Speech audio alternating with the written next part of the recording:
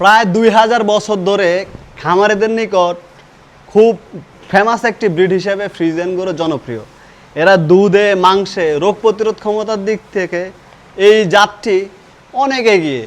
আমাদের অ্যাঙ্গাস, ব্রাঙ্গাস বা ব্রাফোর্ড, ফ্ল্যাগবি বা আইরিশ, হল্যান্ডের যে জাতগুলো আছে তার মধ্যে নেদারল্যান্ডের এই ফ্রিজিয়ান জাতটি খামারিদের কাছে অনেক অধিক জনপ্রিয় হয়ে উঠেছে দিন দিন। প্রায় 2000 বছর যাবৎ এরা আমাদের সার্ভিস দিয়ে আসতেছে এবং শুধু বাংলাদেশে না, ইংল্যান্ড, নেদারল্যান্ড, থাইল্যান্ড বা পর্তুগাল, এই বাংলাদেশ বা ভারত, মিয়ানমার, ভুটান সব দেশে ডেইরি আইকনিক ব্রিড হিসেবে ফ্রিজিয়ানকে আখ্যায়িত করা হয়েছে।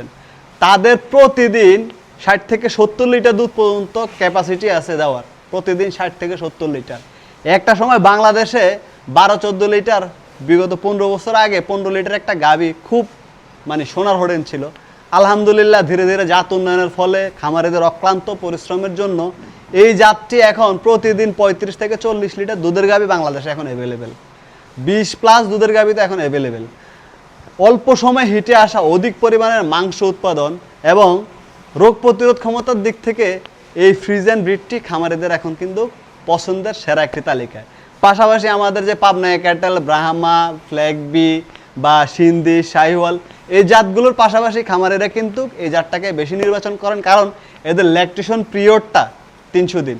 একটা শাহিওয়াল গরু 250 দিন পরে কিন্তু তার দুধটা সেভাবে আসে না, এবং পিক লেভেলটা হচ্ছে এই গরুটার 100 দিন, বাচ্চা দেওয়ার পরে 310 দিন তার পিক লেভেলে সে সর্বোচ্চ দুধ দেয়।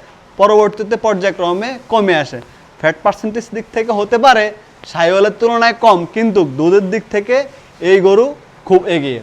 আমরা খামারিরা যে পরিমাণ এখন এই ফ্রিজিয়ানের দিকে ঝুঁকছি, পাশাপাশি কিন্তু অন্য অন্য ব্রিডগুলো নিয়ে আমাদের কাজ করা উচিত। এটা হচ্ছে একটা আমাদের রেড ফ্রিজিয়ান ষাঁড় গরু।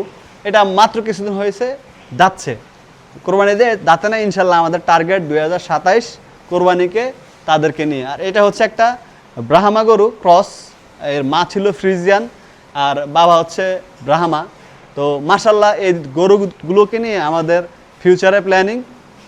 তা আপনারা যারা ফ্রিজিয়ান গরু পালেন, আমি একটা ফ্রিজিয়ান বকনা গরু 9 মাসে হিটে আসতে দেখেছি। তবে স্ট্যান্ডার্ড 13 থেকে 14 মাসে যখন 250 থেকে 300 কেজি লাইভ ওয়েট হয়ে যায়, তখনই কিন্তু তারা বাচ্চা নেওয়ার জন্য খুব উপযোগী হয়ে যায় এবং অদাঁতেও কিন্তু তারা মা হয়। এবং লম্বা একটা সময় আমাদের খামারিদের সার্ভিস দেওয়া হচ্ছে এই ফ্রিজিয়ান গরু। আমাদের পছন্দের তালিকায় এই ফ্রিজিয়ান গরু এখন খামারিদের। ভালো থাকবেন, সুস্থ থাকবেন। এই জাতটি সম্পর্কে বা এই জাতটি আপনার খামারে কয়টি গরু আছে অবশ্যই কমেন্ট সেকশনে জানাবেন। আর ভালো লাগলে অবশ্যই ভিডিওটি শেয়ার করবেন। আর আমাদের গরুটির জন্য সবাই দোয়া করবেন এবং অবশ্যই মাশাআল্লাহ বলবেন। আসসালামু আলাইকুম রহমতুল্লাহ।